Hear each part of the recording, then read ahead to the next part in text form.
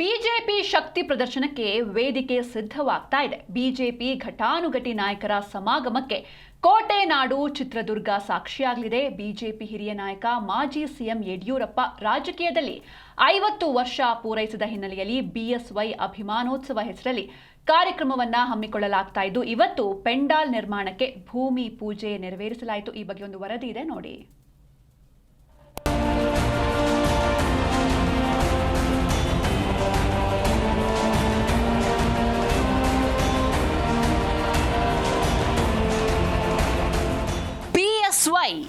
ಬೂಕನಹಳ್ಳಿ ಸಿದ್ದಲಿಂಗಪ್ಪ ಯಡಿಯೂರಪ್ಪ.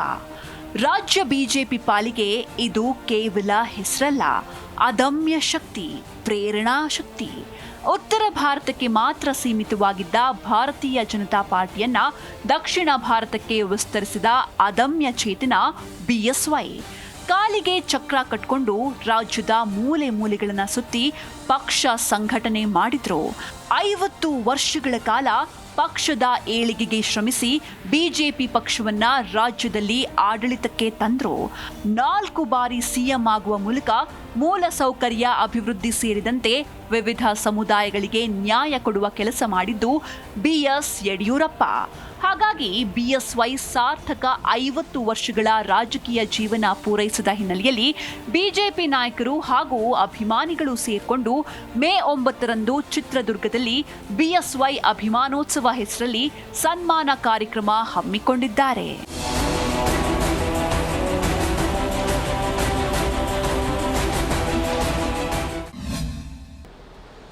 ಅಪ್ರತಿಮ ಹೋರಾಟಗಾರ, ಚರದಂಕ ಮಲ್ಲ, ರೈತ ನಾಯಕ, ಮಾಜಿ ಮುಖ್ಯಮಂತ್ರಿಗಳು ಸನ್ಮಾನ್ಯ ಬಿಎಸ್ ಯಡಿಯೂರಪ್ಪನವರ 50 ವರ್ಷಗಳ ರಾಜಕೀಯ ಪಯಣವನ್ನ ಪೂರೈಸಿರ್ತಕ್ಕಂಥ ಶುಭ ಸಂದರ್ಭದಲ್ಲಿ ಈ ಪುಣ್ಯ ಭೂಮಿಯ ಮೇಲೆ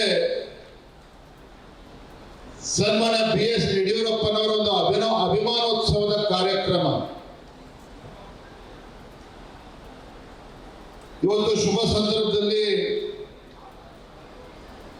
ಭೂಮಿ ಪೂಜೆಯನ್ನು ಕೂಡ ಪರಮ ಪೂಜ್ಯ ಸ್ವಾಮೀಜಿಗಳವರ ಸಮ್ಮುಖದಲ್ಲಿ ನೆರವೇರಿಸಲಾಗಿದೆ.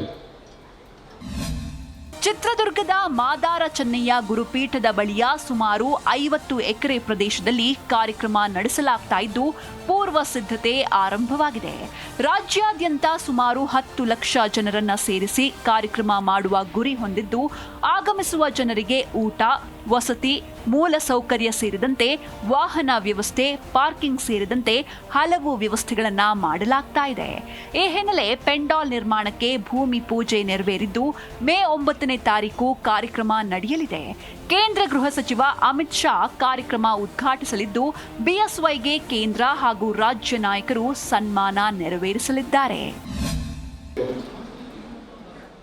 ಒಂದು ರೀತಿ ಈಗ ಚಿತ್ರದುರ್ಗ ಒಂಥರ ತವರು ಮನೆ ಆಗಿದೆ. ಬಂದಂಥವ್ರನ್ನೆಲ್ಲರನ್ನೂ ಕೂಡ ಸಮಾಧಾನ ಮಾಡಿ, ಬರೋದೆಲ್ಲ ಇಂಪಾರ್ಟೆಂಟು, ಅವ್ರು ಮುಗಿಸ್ಕೊಂಡು ಊಟ ಮಾಡಿ ವಾಪಸ್ ಹೋಗೋವರೆಗೂ ಆ ಟ್ರಾಫಿಕ್ಕಿಂದ ಹಿಡಿದು ಎಲ್ಲ ವ್ಯವಸ್ಥೆಯನ್ನು ಮಾಡುವಂಥವರು ಇಲ್ಲಿ ಬಂದಿರತಕ್ಕಂಥ ಪ್ರಮುಖರು. ಚಿತ್ರದುರ್ಗ ಮತ್ತು ದಾವಣಗೆರೆ ಜಿಲ್ಲೆ ಜವಾಬ್ದಾರಿಯನ್ನು ತೆಗೆದುಕೊಳ್ಬೇಕು. ನಾವು ಕರೆದಿದ್ದೀರಿ, ಬರೋದು ಇಂಪಾರ್ಟೆಂಟ್ ಅಲ್ಲ, ಬರಬೇಕಾದ್ರೆ ಅವರಿಗೆ ಕುಡಿಯೋ ನೀರು ಇರ್ಬೋದು, ಟಾಯ್ಲೆಟ್ ವ್ಯವಸ್ಥೆಗಳಿರ್ಬೋದು, ಇಲ್ಲಿ ಬಂದ ಮೇಲೆ ಅವರಿಗೆ ಸೌಕರ್ಯಗಳಿರ್ಬೋದು, ಯಾರಿಗೂ ಇಲ್ಲಿ ಬಂದು ಬೇಜಾರಾಗಬಾರ್ದು, ಖುಷಿಯಿಂದ ಹೋಗ್ಬೇಕಿಲ್ಲ. ಬಿಜೆಪಿ ನಾಯಕರ ಪ್ರಕಾರ ಇದು ನಾ ಭೂತೋ ನಾ ಭವಿಷ್ಯತ್ ಎನ್ನುವ ರೀತಿ ಕಾರ್ಯಕ್ರಮ ನೆರವೇರಲಿದ್ದು, ಮತ್ತೊಂದು ಐತಿಹಾಸಿಕ ಕಾರ್ಯಕ್ರಮಕ್ಕೆ ಕೋಟೆ ನಾಡು ಸಾಕ್ಷಿಯಾಗಲಿದೆ. ಈ ಮೂಲಕ ರಾಜ ಹುಲಿ ಬಿಎಸ್ವೈಗೆ ಅಭಿನಂದನೆ ಸಲ್ಲಿಸೋಕೆ ಅಭಿಮಾನಿಗಳ ಮಹಾಪೂರವೇ ಹರಿದು ಬರಲಿದ್ದು, ಯಡಿಯೂರಪ್ಪರ ನೆಪದಲ್ಲಿ ಕಮಲ ಪಕ್ಷದ ಶಕ್ತಿ ಪ್ರದರ್ಶನವಾಗಲಿದೆ. ಮಹಂತೇಶ್, ಜೀ ಕನ್ನಡ ನ್ಯೂಸ್, ಚಿತ್ರದುರ್ಗ.